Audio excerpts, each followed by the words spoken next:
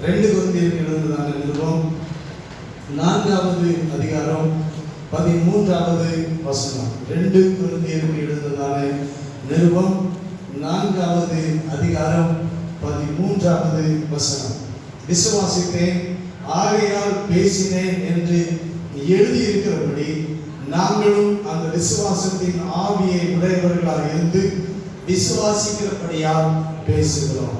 விசுவாசித்தேன் ஆகையால் பேசினேன் என்று எழுதி இருக்கிறபடி நாங்களும் அந்த விசுவாசத்தின் ஆவியை உடையவர்களாக இருந்து விசுவாசிக்கிறபடியால் பேசுகிறோம் என்று அப்போஸ்தலனாகிய பவுல் இந்த கொரிந்திய சபைக்கு இந்த 2வது நிருபத்தை எழுதி இருக்கிறார். இது எங்கே எழுதி இருக்கிறது? ஸ்தோத்திரம் உண்டாவதாக. சங்கீதங்களின் புத்தகம் 116வது சங்கீதம் 10வது வசனத்தில் இந்த வசனம் எழுதி இருக்கிறது. 116வது சங்கீதம் 10வது வசனம். விசுவாசித்தேன் ஆகையால் பேசுகிறேன், நான் மிகுதியும் வருத்தப்பட்டேன். ஸ்தோத்திரம். விசுவாசித்தேன் ஆதலால் பேசுகிறேன், நான் மிகுதியும் வருத்தப்பட்டேன் என்று இந்த வசனம் சொல்லுகிறது. இந்த அடுத்த வசனம் பார்க்கிறது, எந்த மனுஷனும் பொய்யன் என்று என் மன கலக்கத்திலே சொன்னேன் என்று சங்கீதத்தில் தாவீது எழுதுகிறார். அதற்கு முந்தின வசனத்தில் நான் கர்த்தருக்கு முன்பாக ஜீவனுள்ள தேசத்தில் நடப்பேன். எதை விசுவாசித்தார் என்று நாம் இந்த வசனங்களை முந்தியும் பிந்தியும் பார்த்தோம் என்றால் இந்த தாவீதுக்கு மிகுந்த வருத்தம் வந்துவிட்டது. மிகுதியும் அவர் வாழ்க்கையில வருத்தப்பட்ட ஒரு மனுஷன். அதனால எந்த மனுஷனும் பொய்யன் என்கிற ஒரு பாடத்தை அவர் கற்றுக்கொண்டார். ஆனால் தேவன் உண்மையானவர் என்பதை விசுவாசித்தார். அல்லேலூயா. ஆண்டவருடைய வார்த்தை உண்மை, தேவன் உண்மை என்பதை விசுவாசித்தார். அவர் விசுவாசித்தது என்ன? நான் கர்த்தருக்கு முன்பாக ஜீவனுள்ள தேசத்தில் நடப்பேன், வாழ்வேன் என்று விசுவாசித்தார். அதனால அவருக்கு வருத்தம் அதிகம். அந்த வருத்தம் என்னன்னா, ஸ்தோத்திரம் உண்டாவதாக, மரண கட்டுகள் 3வது வசனத்துல 116:3 எழுதியிருக்கிறது, மரண கட்டுகள் என்னை சுற்றி கொண்டது என்று சொல்லுகிறார். யாரும் எந்த மனிதனும் உதவி செய்யவில்லை, எந்த மனிதனும் உதவி செய்யவும் முடியாது. மரண கட்டு. ஸ்தோத்திரம். அவர் மெலிந்து போனார் என்று 6வது வசனத்துல நாம வாசிக்கிறோம். ஸ்தோத்திரம். அவர் கண்ணீரை பார்க்கிறோம். 8வது வசனத்துல என் ஆத்துமாவை மரணத்துக்கும் என் கண்ணை கண்ணீருக்கும் என் காலை இடர்களுக்கும் தப்புவித்தீர் என்று எழுதுகிறார். ஆண்டவர் அவரை மரணத்துக்கு தப்புவித்தாராம், கண்களில் கண்ணீருக்கு தப்புவித்தாராம், காலை இடர்களுக்கு தப்புவித்தாராம். அதனால அவர் விசுவாசித்தார், நான் ஜீவனுள்ள தேசத்துல வாழ்வேன் என்று விசுவாசித்தார். அவர் வருத்தத்தில் ஆண்டவரை நோக்கி அழுதார், ஜெபம் பண்ணினார், துதித்தார், மகிமைப்படுத்தினார், விண்ணப்பம் பண்ணினார். 116:1 அவர் என் சத்தத்தையும் என் விண்ணப்பத்தையும் கேட்டதினால் நான் அன்பு கூறுவேன், அவர் தனது செவியை எனக்கு சாய்த்தபடியால் நான் உயிரோடு இருக்கும் அளவும் அவரை தொழுது கொள்வேன் என்று சொல்லுகிறார். இவைகள் எழுதப்பட்டதற்கு காரணம் என்னவென்றால், ஆண்டவர் அவரை மரணத்துக்கு தப்புவித்து ஜீவனுள்ள தேசத்துல வாழ வைத்தார். அதை தாவீது விசுவாசித்தார். அல்லேலூயா. அதை பேசினார். விசுவாசித்தவர் என்ன பண்ணாரு? பேசினார். விசுவாசத்தின் ஆவியை உடையவராய் இருந்து நான் ஜீவனுள்ள தேசத்தில் கர்த்தருக்கு முன்பாக நடப்பேன் என்று அவர் பேசினார். அதுபோல அவர் வாழ்வை இந்த சங்கீதத்தை நாம் ஏற்கனவே பார்த்திருக்கிறோம். 14வது வசனத்துல பார்க்கிறோம், என் கட்டுகளை அவிழ்த்து விட்டி என்று சொல்லுகிறார். அவர் கட்டுகள் அவிழ்க்கப்பட்டவர். ஆண்டவரை இரட்சிப்பின் பாத்திரத்தை எடுத்துக்கொண்டு கர்த்தருடைய நாமத்தை தொழுது கொள்ள ஆண்டவர் அவருக்கு உதவி செய்தார். விசுவாசித்தேன் ஆகையால் சொல்லுங்க, பேசுகிறேன், பேசினேன். அப்போ விசுவாசிக்கிறது நாம். ஸ்தோத்திரம். என்ன வருத்தங்கள் வந்தாலும், என்ன போராட்டங்கள் வந்தாலும் நாம் விசுவாசித்து பேச வேண்டும். உபத்திரவம் வந்தவுடனே, பிரச்சனை வந்தவுடனே இதோட நாம் முடிஞ்சிருவேன் நினைக்க கூடாது, பேசக்கூடாது. நாம் வாழ்வேன் என்று நாம் பேச வேண்டும். அல்லேலூயா.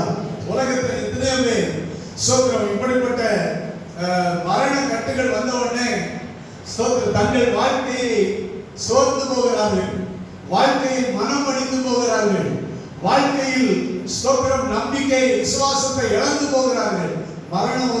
மரண கட்டு வந்தா ஒரு மனிதன் என்ன பண்ணுவான்? விசுவாசத்தை இழந்து போவான். மரண கட்டுல இருக்கிறவங்க சொல்லுவாங்க, இனி நான் பிழைக்க மாட்டேன், இனி நான் என்ன செய்ய மாட்டேன், வாழ மாட்டேன் அப்படின்னு தான் சொல்லுவாங்க. அதை பார்த்துக்கோங்க, இப்படி பார்த்துக்கோங்க அப்படின்னு தான் பேச ஆரம்பிப்பாங்க.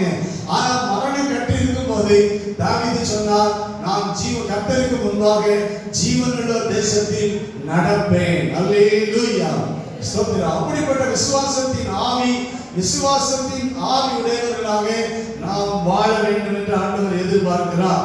ஸ்தோத்திரம் உண்டாவதாக. பழைய ஏற்பாட்டில் விசுவாசத்தின் ஆவியுடைய 2 மனிதர்கள் எண்ணாகமத்தின் புத்தகம் 14வது அதிகாரத்தில் நாம் பார்க்கிறோம். எண்ணாகமம் 13, 14 அதிகாரங்களிலே ஸ்தோத்திரம் 12 தலைவர்களை மோசே தெரிந்து கொண்டார்.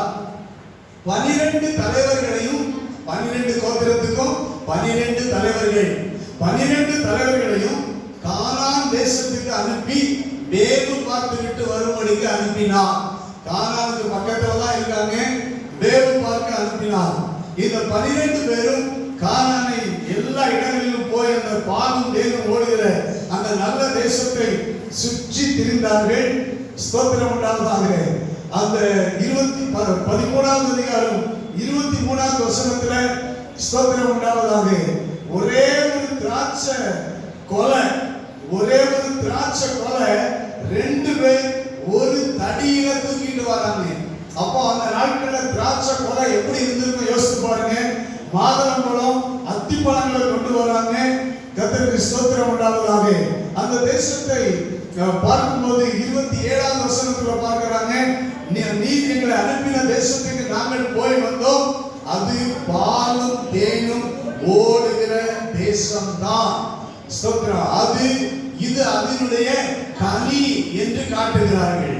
சுற்றி பார்த்தால் உண்மையிலேயே தேவன் சொன்னபடிதான் இருக்கிறது. அது எப்படி இருக்குது? பாலும் தேனும் சொல்லுங்க ஓடுகிற தேசம் தான் அப்படின்னு சொல்றாங்க. 12 பேர் வந்து சொல்றாங்க. ஸ்தோத்திரம் உண்டாவதாக. ஹல்லேலூயா. அந்த தேசம் எப்படிப்பட்ட தேசம்? நல்ல தேசம், பாலும் தேனும் ஓடுகிற தேசம் அப்படின்னு சொல்றாங்க. அப்படி சொல்லிட்டு ஸ்தோத்திரம் உண்டாவதாக. அங்க யாரெல்லாம் குடியிருக்கிறாங்க, யாரெல்லாம் இருக்கிறாங்க அப்படின்னு எல்லாம் சொல்றாங்க. அப்படி சொல்லும் போது அந்த எல்லாம் சொல்லிவிட்டு 28ல சொல்றாங்க, அந்த தேசத்தில் குடியிருக்கிற ஜனங்கள் எப்படிப்பட்டவர்கள்? பலவான்கள். அங்க இருக்கிற பட்டணங்கள் எல்லாம் அரணிப்பானது, மிகவும் பெரியவர்கள், மிகவும் பாதுகாப்பானவர்கள். அங்க ஏனாக்கு குமாரர்கள் எல்லாம் நாங்க கண்டோம், எல்லாரும் இன்னார் அங்க குடியிருக்கிறாங்க அப்படின்னு சொல்லிட்டு 30வது வசனத்துல காலேபும் யோசுவாவும் சொல்றாங்க, நாம் உடனே போய் அதை சுதந்திரித்துக் கொள்வோம், நாம் அதை எளிதாக ஜெயித்து கொள்ளலாம் என்றார்கள். அல்லேலூயா. இவர்களுடைய விசுவாசம் என்ன? இவர்களுடைய விசுவாசத்தின் வார்த்தை, விசுவாசத்தின் ஆவி என்ன? நாம் அதை எளிதாக என்ன செய்யலாம்? ஜெயித்து கொள்ளலாம். அங்க பலவாரா இருந்தாலும், பெரிய ஆட்களா இருந்தாலும், பட்டண அரணிப்பா இருந்தாலும், நாம எளிதாக அவர்களை என்ன செய்யலாம்? ஜெயித்து கொள்ளலாம் என்று அவர்கள் விசுவாசத்தின் ஆவியோடு பேசினார்கள். ஆனால் அடுத்த வசனங்களிலே நாம் பார்க்கிறோம், 31வது வசனத்திலிருந்து அவனோட கூட போய் வந்த மனிதர் மீதி 10 பேர் அந்த ஜனங்களோட எதிர்க்க நம்மாலே கூடாது. அவங்க கிட்ட நம்ம என்ன செய்யக்கூடாது? எதிர்க்க நம்மால முடியாது. நம்மை பார்க்கிலும் அவர்கள் பலவான்கள். 32ல நாங்கள் போய் சுற்றி பார்த்து வந்த அந்த தேசம் தன் குடிகளை பட்சிக்கிற தேசம். அவர்கள் சொன்ன அந்த வார்த்தையை கவனிக்கணும். இங்க யார் யார் இருக்காங்களோ அவங்களெல்லாம் அந்த தேசம் என்ன பண்ணி போட்டுரும்? கொன்று போட்டுரும். அந்த தேசம் என்ன பண்ணிடும்? சாகடிச்சிடும். அந்த தேசம் குடிகளை பட்சிக்கிற தேசம். அப்படின்னா அங்க ஏனோக்கி இருந்தாங்க, கானானி இருந்தாங்க, ஏத்தியர் இருந்தாங்க. அவங்க யாரையும் அந்த தேசம் என்ன செய்யல? பட்சிக்கல. அவங்க எல்லாம் உயிரோட தான் இருந்தாங்க, பெரிய பெரிய ஆட்களா இருந்தாங்க. ஆனா அந்த தேசம் என்ன செஞ்சிருமா? அழிக்கிற தேசம். அங்க போனவங்களதான் அழிச்சிடும். இவன் சொன்னா, இவனுக்கு இந்த 10 பேர் சொன்னாங்க, நாம அந்த தேசத்துக்கு போயிட்டா அந்த தேசம் என்ன பண்ணிடும்? நம்மளை அழிச்சு போட்டுரும், ஒண்ணும் இல்லாம ஆக்கிடும். சில சொல்லுவாங்கல்ல, அந்த மண்ணுல இருந்தா அந்த மண்ணை என்ன செய்யும்? அந்த இடத்துல அந்த வீட்டுல குடி இருந்தா அந்த வீட்டுல உங்களை என்ன செய்யும்? அழிச்சு போட்டுரும். நீங்க அந்த வீட்டுல என்ன செய்ய முடியாது? வாழ முடியாது அப்படின்னு சொல்லுவாங்க. அதே போலதான் இந்த 10 பேரை சொன்னாங்க, அந்த தேசம் குடிகளை பட்சிக்கிற தேசம். அந்த ஊர்ல அந்த நாட்டுல போனா எல்லாரும் என்ன செய்யறோம்? அழிச்சு போட்டுரும். நாம அழிந்து போயிடுவோம், நாம உயிரோடு இருக்க மாட்டோம், செத்து போயிடுவோம் அப்படின்னு சொன்னாங்க. விசுவாசித்து பேசல, ஸ்தோத்திரம் உண்டாவதாக. விசுவாசம் இல்லாம பேசினாங்க. இந்த வார்த்தையை கேட்ட உடனே 14வது அதிகாரத்துல எல்லாரும் கூக்குரலிட்டு புலம்ப ஆரம்பிச்சிட்டாங்க. எல்லாரும் புலம்ப ஆரம்பிச்சிட்டாங்க. அன்னைக்கு ராம் முழுவதும் அழுது கொண்டிருந்தாங்களா. ஒரு நைட்டு முழுக்க ஜனங்கள் என்ன பண்ணிட்டு இருக்காங்க? அழுகிறாங்க. எதுக்கு அழுறாங்க? ஐயோ, நாங்க எகிப்தில இருந்து வந்தோம், எகிப்திலேயே செத்து இருந்தா நல்லா இருந்திருப்போம். இப்போ உயிரோட இருக்கிறவங்க என்ன செத்துருக்காங்க? 40 வருஷத்துக்கு முன்னாடி நாங்க செத்து போயிருந்தா நல்லா இருந்திருப்போம். இவங்க வார்த்தை எப்படி இருக்கு பாருங்க. எகிப்தில இருந்து வந்து 40 வருஷம் ஆயிடுச்சு. 40 வருஷத்துக்கு முன்னே நாங்க செத்து இருந்தா நலமா இருந்திருக்கோம். நாங்க இந்த பொல்லாத அழிக்கக்கூடிய தேசத்துக்கு வந்தா சாகணும் அப்படின்னு எல்லா ராத்திரி முழுக்க அழ ஆரம்பிச்சிட்டாங்க. சாவ நினைச்சு, என்ன நினைச்சு? சாவ நினைச்சு அழ ஆரம்பிச்சிட்டாங்க. நம்ம எங்க போக போறோம்? சாகதான் போக போறோம். இதுக்கு தான் நம்ம வந்த எகிப்தில இருந்து 40 வருஷம் வனாந்திரத்துல ஆண்டவர் வழி நடத்திட்டு வந்தாரு. எதுக்கு கொண்டு வந்தாரு? சொல்லுங்க, எதுக்கு கொண்டு வந்தாரு? இந்த கானானுக்குள்ள போய் நம்ம உயிரெல்லாம் எடுக்கிறதுக்கு தான்ப்பா இந்த ஆண்டவர் கொண்டு வந்தாரு. இந்த பாலுதேன் ஓடுகிற இந்த கானானுக்குள்ள இதுக்கு தான் கூட்டு வந்தாரு. அவர் ஐயோ நம்ம இதுக்கு தான் வந்தோமான்னு சொல்லி ராத்திரி முழுக்க வடிச்ச கண்ணீருக்கு அளவே இல்லை. கர்த்தருக்கு ஸ்தோத்திரம், அல்லேலூயா.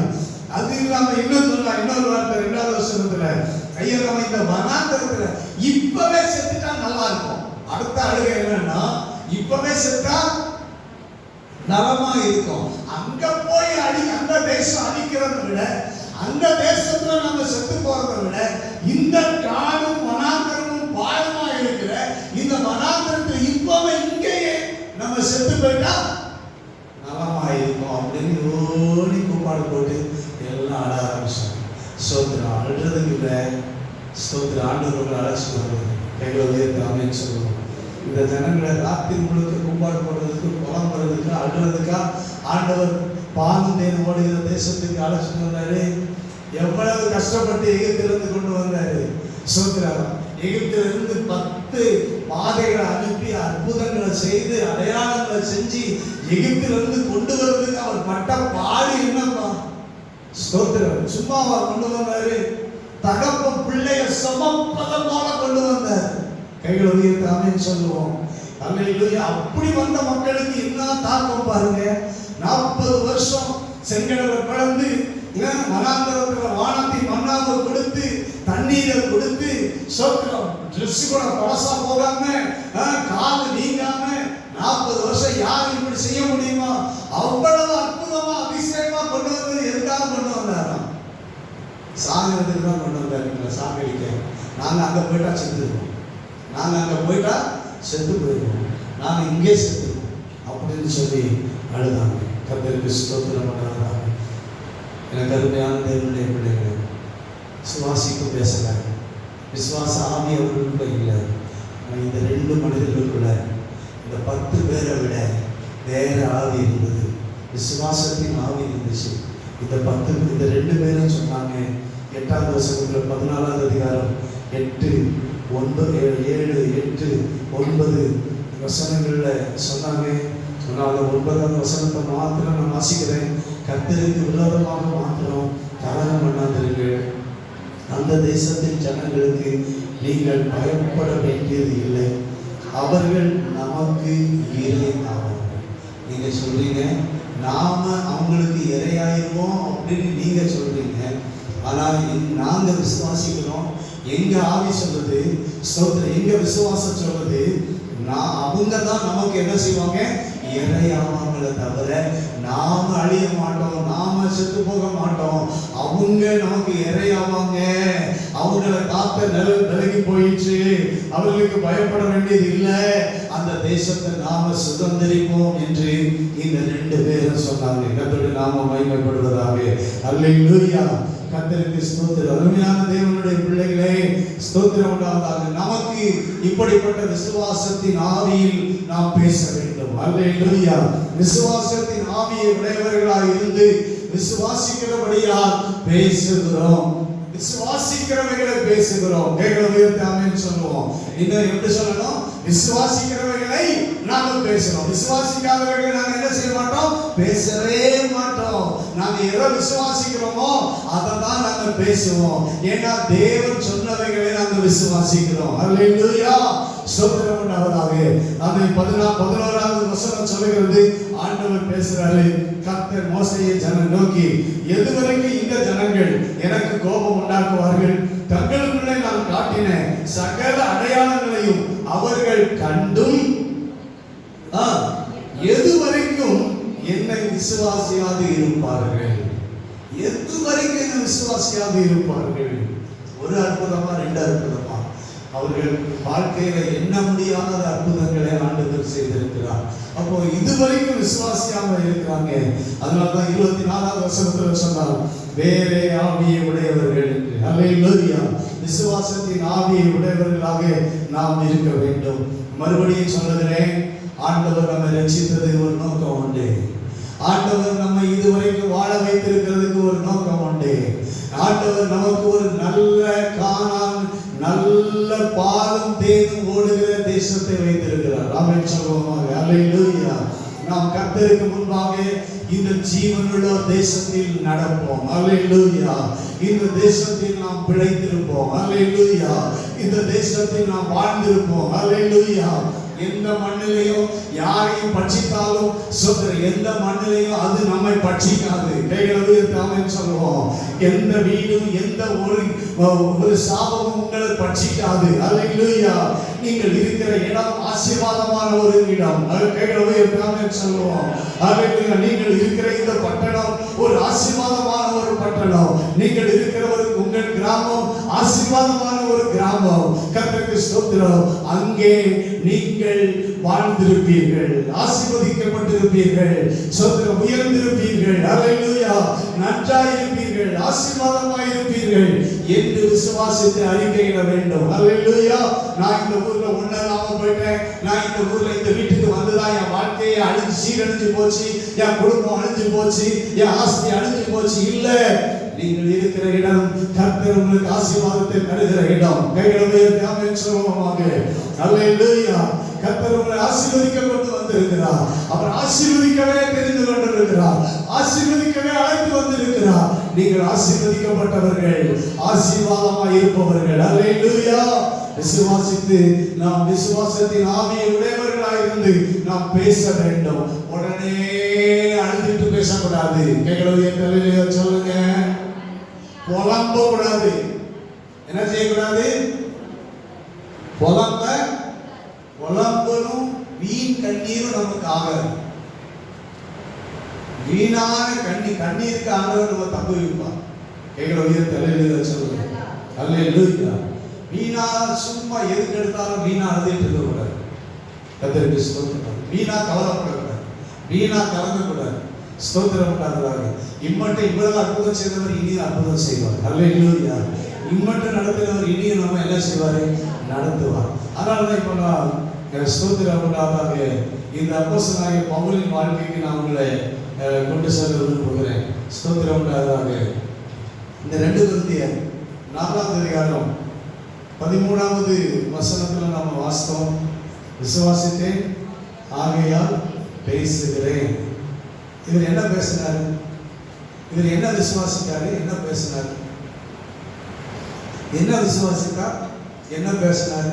இப்படி எழுதியிருக்கிறபடி நாங்க விசுவாசத்தின் ஆவி உடையவர்களாக இருந்து விசுவாசிக்கிறபடியால பேசுகிறேன் அப்படின்னு பேசுகிறோம் அப்படின்னு சொல்றாரு. அவர் மட்டும் இல்லை, இன்னும் சிலரை சேர்த்து பேசுறாரு. நாங்கள் நாங்கள் நான் அப்படின்னு சொல்லல. என்ன சொல்றாரு? நாங்கள் பேசுகிறோம். ஸ்தோத்திரம் உண்டாகுதாங்க. அல்லேலூயா. பேசுகிறேன் அப்படின்னு சொல்லல. என்ன சொல்றாரு? பேசுகிறோம். அப்படி என்ன பேசுகிறோம்? கர்த்தருக்கு ஸ்தோத்திரம். இந்த ஊழியத்துல இந்த அப்போஸ்தலனாகிய பவுலும் இந்த சில தேவ மனிதர்களும் என்ன பேசுறாங்கன்னா, ஸ்தோத்திரம் உண்டாகுதாக, 7வது வசனத்திலிருந்து 6ல பிரகாசித்தார், எங்களை இருதயங்களில் பிரகாசித்தார். 7வது வசனத்தில் சொல்லுகிறாங்க, இந்த மகத்துவமுள்ள வல்லமை எங்களால் உண்டாயிருக்கவில்லை, ஸ்தோத்திரம் தேவனால் உண்டாயிருக்கிறது என்று விளங்கும்படி இந்த பொக்கிஷத்தை மண் பாண்டங்களில் பெற்றிருக்கிறோம். நாங்கள் பெற்றிருக்கிற விசுவாசம், நாங்கள் பெற்றிருக்கிற இந்த நாங்கள் விசுவாசிக்கிறவர் அவர் ஒரு பொக்கிஷமானவர். கைகளை உயர்த்தி ஆமென் சொல்லுங்க. அல்லேலூயா. இயேசு பொக்கிஷம். அல்லேலூயா. அந்த பொக்கிஷத்தை நாங்க எங்க பெற்றிருக்கிறோம்? எங்க மண் பாண்டங்கள்ல பெற்றிருக்கிறோம். இந்த சரீரம் என்பது ஒரு மண் பாண்டம் தான். ஆனால் இந்த மண் பாண்டத்துக்குள்ள என்ன இருக்கு? விலையேற பெற்ற பொக்கிஷம் இருக்கு. விலையேற பெற்ற ஆண்டவர் இயேசு கிறிஸ்து எங்களுக்குள்ள இருக்கிறார் என்று சொல்லுகிறார். அல்லேலூயா. கர்த்தருக்கு ஸ்தோத்திரம். இந்த விலையேற பெற்ற பொக்கிஷம் இருந்தால், இந்த பொக்கிஷம் இருந்தால் நாங்க கலங்குவோமா? நாங்க கவலைப்படுவோமா? நாங்க சோர்ந்து போவோமா? உங்க வீட்டுக்குள்ள ஒரு பெரிய பானை இருக்கு. அந்த பானைக்குள்ள பெரிய நகை கட்டி நீங்க வச்சிருக்கீங்க. இப்போ நீங்க எப்படி இருப்பீங்க? நீங்க எப்படி இருப்பீங்க? எப்படி இருப்பீங்க கொஞ்சம் சொல்லுங்க. ரொம்ப சந்தோஷமா எப்பமோ என்ன உங்க மாசத்துல சொல்லும், எனக்கு கவலை இல்லை, எனக்கு பிரச்சனை இல்லை, எனக்கு அப்படிதானே தங்க கட்டி இருக்கு. யாருக்கு கஷ்டம் வந்தாலும் எனக்கு கஷ்டம் கிடையாது, எனக்கு கவலையே கிடையாது, எனக்கு எந்த பிரச்சனையும் கிடையாது. ஏன்னா எனக்கு எல்லாம் வேண்டியதெல்லாம் என்ன இருக்கு? வீட்டுக்குள்ள இருக்கு. கோடி ஒரு தங்க கட்டி இருந்தா இது எத்தனை கோடியோ தெரியாது இருக்கு. அப்போ நீங்க கிளம்புவீங்களா? அழுவீங்களா? சரி, அப்படிதானே? இப்போ பவுல் அதான் சொல்றாரு, நாங்க பொக்கிஷத்தை மண்பாண்டங்கள் பெற்றிருக்கிறோம். அப்போ அடுத்த வசனம் சொல்றாரு, நாங்கள் எப்பக்கத்திலும் நெருக்கப்பட்டும். இப்பதான் விசுவாசத்தின் வார்த்தை பேசுறாரு. என்ன பேசுறாரு பாருங்க, என்ன பேசுறாரு சொல்லுங்க. நாங்கள் நான் மட்டும் நாங்கள் எப்பக்கத்திலும் சுத்தி நாலா பக்கமும் நெருக்கப்பட்டாலும் ஒடுங்கி போகிறது இல்லை. கர்த்தருக்கு ஸ்தோத்திரம். விசுவாசத்தின் ஆவியோடு விசுவாசிக்கிறபடியால் பேசுகிறார். ஸ்தோத்திரம் உண்டாவதாக. இந்த பொக்கிஷம் இருக்கு. ஆனா நாலு பக்கம் என்ன பண்ணுது? நெருக்கம் வருது. ஆனா நாங்க என்ன செய்ய மாட்டோம்? இந்த பானை உடையாது. சொல்லுங்க. இந்த மண் பானை என்ன செய்யாது? அப்படி நொறுங்காது. அப்படி என்ன செய்யாது? அப்படி உடைஞ்சிடாது. நெருக்கப்படுறதுல என்ன? நெருக்கப்படுறதுல என்ன?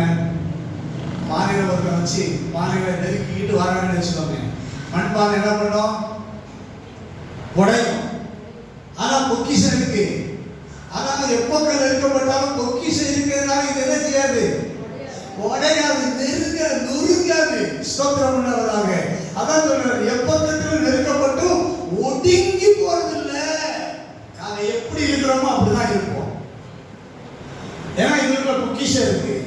எங்களுக்குள்ள இயேசு கிறிஸ்து, எங்களுக்குள்ள கிறிஸ்துவின் வல்லமை இருக்கிறது.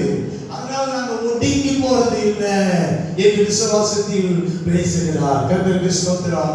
நாம எத்தனை பேர் ஒடுங்கி இருக்கோம்? எத்தனை பேர் ஒடுங்கி போயிருக்கோம்? இயேசு உங்களுக்குள்ள இருக்கிறார். அப்ப ஏன் நீங்க ஒடுங்கி போயிருக்கணும்? ஏன் ஒடுங்கி போகணும்? ஸ்தோத்திரம். நம்ம வாழ்க்கையா ஒடுங்கி இருக்குது. மற்றவங்க நம்ம பார்க்கும்போது எப்பா நீ நல்லா இருக்கியா, இப்ப போய் ஒடுங்கி இருக்கிறியா அப்படின்னு எத்தனை பேர் நம்மளை பார்த்து கேட்டிருக்கிறாங்க? உங்களை பார்த்தா எப்படி இருக்கணும்? சந்தோஷமா இருக்கணும், ஒடுங்கி இருக்க கூடாது. கைகளுடைய காமெண்ட் சொல்லுவாங்க. அல்லேலூயா. உடனே எனக்கு அவ்வளவு பிரச்சனை, என்ன பிரச்சனை, அதனால நான் என்ன பண்ணிட்டேன், இப்ப மெலிஞ்சு போயிட்டேன், இப்ப ஒடுங்கி போயிட்டேன், நான் அப்படி போயிட்டேன் சொல்லலாமா இல்லையா? ஒரே அழுகலாம், ஒரே கண்ணீர் தான், ஒரே வேதனை தான், ஒடுங்கி போயிட்டேன். விசுவாசத்தவர்கள் எப்படி இருக்கணும்? ஒடுங்கி போகிறது இல்லை. சொல்லுங்களேன், நீங்க யாரு இல்லை? ஒடுங்கி போகிறது, நான் ஒடுங்கி போகிறது இல்லை. சொல்லுங்க, நாங்க எப்ப நெருக்கப்பட்டாலும் ஒடுங்கி போகிறது இல்லை, சந்தோஷமா இருக்கிறவர்கள். சொல்லுங்க, ஏன்னா இதுல இடம் இருக்கு, பொக்கிஷம் இருக்கு. அல்லேலூயா, அல்லேலூயா, அல்லேலூயா. அதான் சொல்றேன் நான். நீங்க கவனிங்க, இந்த கொரிந்தியரை எழுதும் போதே, 2 கொரிந்தியர் எழுதும் போதே 1ஆவது அதிகாரத்துக்கு வாங்க, 8வது வசனம். 2 கொரிந்தியர் 1ஆவது அதிகாரம் 8வது வசனம்.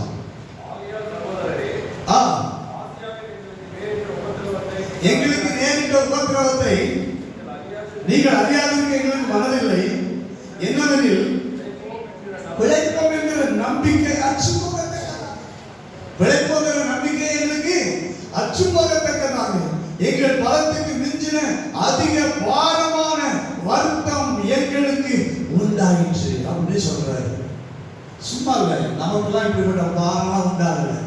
பவுலுக்கு பலத்துக்கு மிஞ்சின அதிக பாரம் வந்துச்சான். அந்த பாரத்தோட கூட அந்த பானை என்ன செய்யல, அந்த சரீரம் என்ன செய்யல, ஒடுங்கி போகல. அந்த சரீரம் ஒடுங்கி போகல. ஸ்தோத்திரம். அதிக பாரத்தில் ஒடுங்கி போகல. இன்னும் பாருங்க, ஸ்தோத்திரம் உண்டாவதாக. ஸ்தோத்திரம்.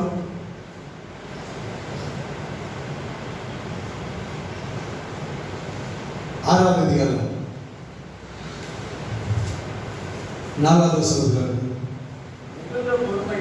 மிகுந்த பொறுமையிலும் உபத்திரவங்களிலும் நெருக்கங்களிலும், நெருக்கம் வந்துச்சா இல்ல? நெருக்கம் வந்துச்சு. ஒரு நெருக்கம், உபத்திரவம், இடுக்கண்கள், அடிகள், காவல்கள், கலகங்கள். பவுலுக்கு விரோதமா எத்தனை பேர் கலகம் பண்ணாங்க. இவங்க சண்டைக்கு வந்துட்டாங்க, இவங்க கலகம் பண்ணிட்டாங்க, இவங்க பிரச்சனை பண்ணிட்டாங்க அப்படின்னு அவர் என்ன செய்யல, ஒடுங்கி போகல. நாம உடனே என்ன பண்ணுவோம், அக்கம் பக்கத்துல உடனே நம்ம பிரச்சனை பண்ணிட்டாங்கன்னா நாம என்ன பண்ணுவோம்? சொல்லுங்க, ஒடுங்கி போயிடுவோம். எதுக்கு பிரச்சனை பண்ணாங்க? நீ ஏசப்பா பிள்ளைய மாறிட்ட, நீ ஜாப் பண்ற, நீ அப்படி இப்படி ஏதாவது பேசுனாங்கன்னா நம்ம என்ன பண்ணிடுவோம்? ஒடுங்கி போயிடுவோம். ஸ்தோத்திரம் உண்டாவதாக. உபத்திரவம், நெருக்கம், இடுக்கல், அடிகள், காவல்கள், கலகங்கள், கண்விழிப்புகள், பிரயாசங்கள், எல்லாவற்றிலும் ஸ்தோத்திரம் உண்டாவதாக. அல்லேலூயா. 9வது வசனத்தில் சொல்றாரு, சாகிறவர்கள் எண்ணப்பட்டாலும் நாங்க உயிரோடு இருக்கிறவர்களாக எங்களை நாங்கள் காண்பிக்கிறோம். அல்ல, அதான் விசுவாசத்தின் ஆவி. அல்லேலூயா. எப்படியா?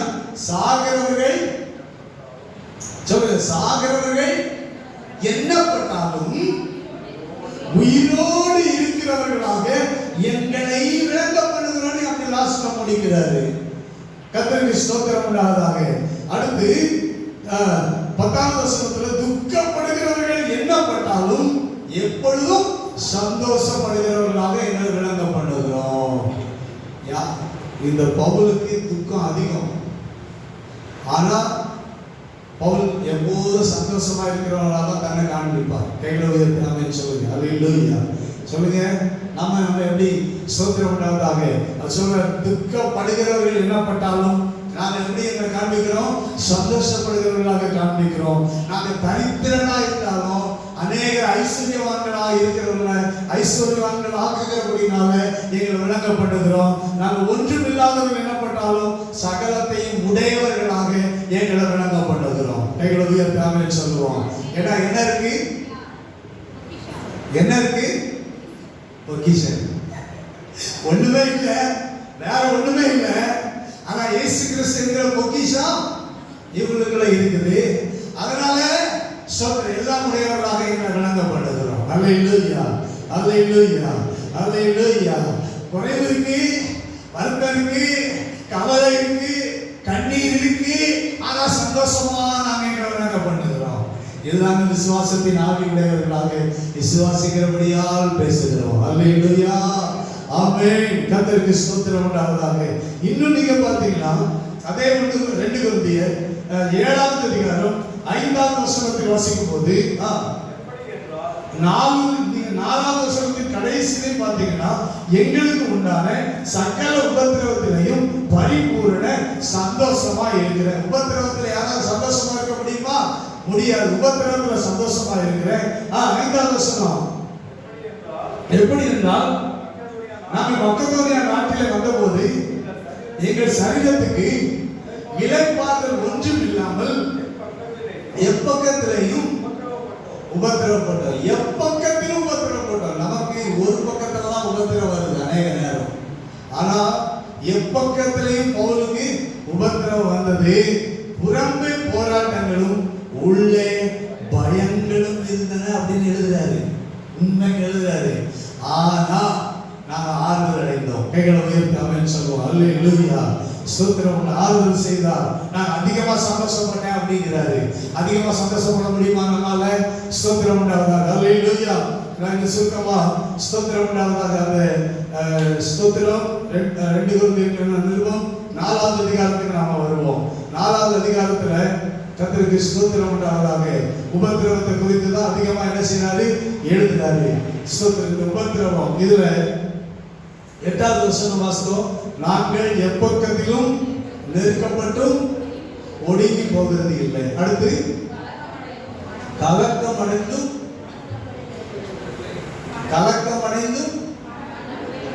அங்க கலங்கி அழுதாங்க. மனம் முறிவடைஞ்சிட்டாங்க. என்ன ஆயிட்டாங்க? மனம் முறிவடைஞ்சிச்சு. அப்படின்னா என்ன? மனம் முறிஞ்சவன் என்ன பண்ணுவான்? செத்துருவேன், செத்து போகணுமா, அப்படிதானே? மன அழுத்தம், மன பாதிப்பு வந்துச்சுன்னா அவன் என்ன செய்வான்? மன முறிவு அடைந்தது இல்லை. கைகளை உயர்த்தலையே சொல்லுங்க. நம்ம சபையில் யாருக்கும் என்ன வரக்கூடாது? மன முறிவே வரக்கூடாது. மன நோயே வரக்கூடாது. நம்மளாம் மன முறிவு அடைகிறது இல்லை. யார் என்ன சொன்னாலும் சரி, எது நடந்தாலும் சரி, எப்படிப்பட்ட உபத்திரம் வந்தாலும், பாடு வந்தாலும், நெருக்கம் வந்தாலும், கலக்கம் வந்தாலும் நான் என்ன செய்யறதில்ல? மனம் முறிவு மடிந்து முறிவு அடைகிறது இல்லை. நிறைய பேர் கலக்கம் வந்துச்சுன்னா மனம் முறிஞ்சிடும், மனம் முறிஞ்சு போயிடும். கலக்கம் உண்டும், மனம் முறிவு அடைகிறது இல்லை. அதான் கிறிஸ்துவின் பிள்ளைகள், அதான் விசுவாசத்தின் பிள்ளைகள். நாம் விசுவாசத்தின் ஆவியை உடையவர்கள். நாம் மனம் முறிவடையாம சந்தோஷமா இருக்கிறவர்கள். கைகளை உயர்த்தி அல்லேலூயா சொல்லுவோம். அல்லேலூயா. அடுத்து சொல்றாரு, துன்பப்படுத்தப்பட்டும் கைவிடப்படுகிறது இல்லை. துன்பம் உண்டு, ஆனா நான் கைவிடப்பட மாட்டேன். சுத்திரம். கீழே தள்ளப்பட்டும் மடிந்து போகிறது இல்லை. எத்தனை பேருக்கு கீழே தள்ளுனாலும் நான் சாக மாட்டேன். இதுதான் நான் சொல்ல வந்தேன். அங்க என்ன சொன்னாங்க? செத்து போயிடுவோம், செத்தா நல்லது, நாங்க மடிஞ்சு போயிடுவோம். இப்ப பவுல் என்ன சொல்றாரு? நாங்கள் மடிந்து போகிறது இல்லை. சொல்லுங்க, எல்லாரும் சொல்லுங்க. எங்களை தள்ளிட்டாலும், கீழே தள்ளிட்டாலும் நாங்க என்ன செய்ய மாட்டோம்? மடிந்து போகிறது இல்லை. உலக மனுஷன் கீழே ஒருத்தரை தள்ளிட்டானா, அவன் வாழ்க்கையை அழிச்சிட்டானா, அவன் வேலை இல்லாம ஆக்கிட்டானா, அவன் பிழைப்பு இல்லாம ஆக்கிட்டானா, என்ன பண்ணுவான்? மடிஞ்சு போயிடுவான். ஆனா நாம யார் நம்ம கீழே தள்ளினாலும் நாம என்ன செய்ய மாட்டோம்? மடிந்து போக மாட்டோம். கரங்களை உயர்த்தி அல்லேலூயா சொல்றோம். அல்லேலூயா, ஸ்தோத்திரம். 16ஆவது வசனத்துல பவுல் சொல்றாரு, ஆனபடியினாலே நாங்கள் சோர்ந்து போகிறது இல்லை. விசுவாசிகள் வாயில நான் சோர்ந்து போயிட்டேன்னு வார்த்தை வரக்கூடாது. நம்மளாம் விசுவாசிகள், நம்மளாம் தேவனுடைய பிள்ளைகள். நான் சோர்ந்து போயிட்டேன். பவுல் சொல்றார், நான் சோர்ந்து போகிறது இல்லை. கைகளை உயர்த்தி ஆமென் சொல்லுவோம். அல்லேலூயா. நான் மனம் முறிவடைகிறது இல்லை, நான் கலக்கம் அடைகிறது இல்லை, நான் சுத்திரம் உண்டாவதாக கைவிடப்படுவது இல்லை, நான் படித்து போகிறது இல்லை, நான் சோர்ந்து போகிறது இல்லை. இதெல்லாம் உலகம் எது சொல்லும். ஆனா நாம எல்லாம் இல்லை இல்லை இல்லை இல்லை. கைகளை தாமேன்னு சொல்லுவாங்க. அல்லேலூயா. நாம் சோர்ந்து போகிறது இல்லை. அதான் விசுவாசத்தின் ஆவி உடையவர்களாக நாம் பேசுகிறோம். ஸ்தோத்திரம் உண்டாவதாக. அல்லேலூயா அல்லேலூயா. இந்த நிருபத்தை நீங்க வாசித்து பாருங்க. பவுலுக்கு வந்த உபத்திரவம், பவுலுக்கு வந்த நெருக்கம். ஸ்தோத்திரம் உண்டாவதாக. இன்னும் பாத்தீங்கன்னா 12வது அதிகாரத்துல பவுல் சொல்றாரு, ஸ்தோத்திரம் உண்டாவதாக, 10வது வசனம் 12:10, அந்தபடி நான் பலவீனமாக இருக்கும் போதே பலமுள்ளவனாக இருக்கிறேன். ஆகையால் கிறிஸ்துவின் நிமித்தம் எனக்கு வரும் பலவீனங்களிலும் நிந்தைகளிலும் நெருக்கங்களிலும் துன்பங்களிலும் இடுக்கங்களிலும் நான் பிரியப்படுகிறேன். கர்த்தருக்கு ஸ்தோத்திரம் உண்டாவதாக. ஏன்னா ஆண்டவர் சொன்னார், என் பலவீனம் பலத்துல என் பலம் பூரணமாய் விளங்கும். ஸ்தோத்திரம். 9வது வசனத்துல என் பலவீனங்களை குறித்து நான் மிகவும் சந்தோஷமாய் மேன்மை பாராட்டுவேன். கைகளுடைய தாமை சொல்லுவாங்க. அல்லேலூயா. இவ்வளவு பிரச்சனை இருந்தோம், சரீரத்துல பலவீனமா, ஒரு முள்ளு அவன் சரீரத்துல என்ன பண்ணிட்டு இருந்துச்சான், குத்திக்கிட்டே இருந்துச்சான். ஆனா அவர் சொல்றாரு, நான் எப்படி இருப்பேன், நான் எப்படி இருப்பேன். நம்மள பிசாசு குத்திக்கிட்டே இருக்குன்னு வச்சுக்கோங்களேன். நம்ம சில நேரம் சொல்றோம், ஒரே பிசாசு போராட்டமா இருக்குது, ஒரே சோர்ந்துட்டேனா, என்னால் ஒண்ணுமே முடியலை அப்படின்னு நம்ம என்ன செய்யணும், போறோம். இப்போ பவுலுக்கு சரீரத்துல ஒரு சாத்தானுடைய தூதனே என்ன பண்ணானா, அவனை குத்திக்கிட்டே இருந்தானா. ஆனா சொல்றார் பவுல், நான் மிகுந்த சந்தோஷமா இதான ஏற்றேன் அப்படிங்கிறார். கைகளுடைய சொல்லுவோம். அல்லேலூயா. கர்த்தருக்கு ஸ்தோத்திரம். பிரியமானவர்களே, ஏனென்றால் நமக்குள்ள ஜீவன் இருக்கிறது, நமக்குள்ள பொக்கிஷம் இருக்கிறது. கிறிஸ்துவின் மரணத்தை நாம் சுமந்து திரிகிறவர்கள். ஸ்தோத்திரம் உண்டாவதாக. அல்லேலூயா. அதனால ஸ்தோத்திரம். உபத்திரவங்கள் நாளுக்கு நாள் நம்மை புதிதாக்குமே அல்லாமல் நம்ம உடைக்காது, நம்ம ஒன்றும் பண்ணாது, நாம் இன்னும் புதிதாக்கப்படுகிறவர்களாகவே வாழ்வோம். அல்லேலூயா. சங்கீதத்துல ஒரு வசனத்தை சொல்லிட்டு நான் முடிச்சிடுறேன்.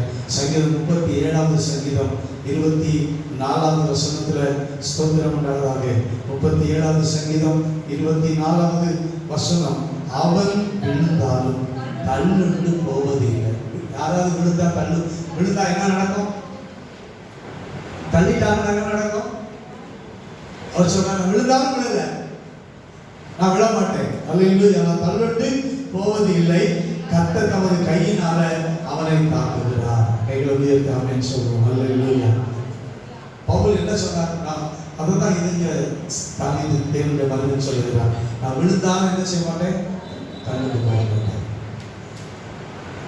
அடுத்த வசனத்தை சொல்றாரு, நான் இளைஞனா இருந்தேன், முதி வயது உள்ளவனானே, ஆனாலும் நீதிமான் கைவிடப்பட்டதை நான் காணவில்லை. நாம் கைவிடப்படுவதில்லை. சொல்லுங்க எல்லாரும், நான் கைவிடப்படுவது இல்லை. அல்லேலூயா அல்லேலூயா. சொல்லுங்க, நான் கைவிடப்படுவது. அநேக நேரங்களில் நம்ம எல்லாரும் சொல்றோம், ஆண்டவர் என்ன நினைச்சிட்டாரு, கைவிட்டார். இது விசுவாச ஆவி கிடையாது. விசுவாச ஆவி என்ன சொல்லும், ஸ்தோத்திரம் உண்டாவதாக. என்ன சொல்லும் விசுவாச ஆவி, என்ன சொல்லும், துன்பப்படுத்தப்பட்டோம், எனக்கு இவ்வளவு துன்பம் இருந்தாலும் நான் என்ன செய்யப்படுவதில்லை, கைவிடப்படுவது இல்லை என்று விசுவாசத்தின் ஆவி பேசும். அப்படிதான் இந்த பவுல் இந்த நிருபம் முழுவதும் விசுவாசிக்கிறவர்களை பேசியிருக்கிறார். ஸ்தோத்திரம் உண்டாவதாக. அவர் எதை விசுவாசித்தார், இந்த உலகத்துல எங்களுக்கு எவ்வளவு பாடு பிரச்சனை இருந்தாலும், எவ்வளவு உபத்திரம் இருந்தாலும், இந்த வீடு ஒரு அழிந்து போனாலும், கைவேலை இல்லாத ஒரு நித்திய வீடு உண்டு, ஒரு நித்திய மகிமை உண்டு.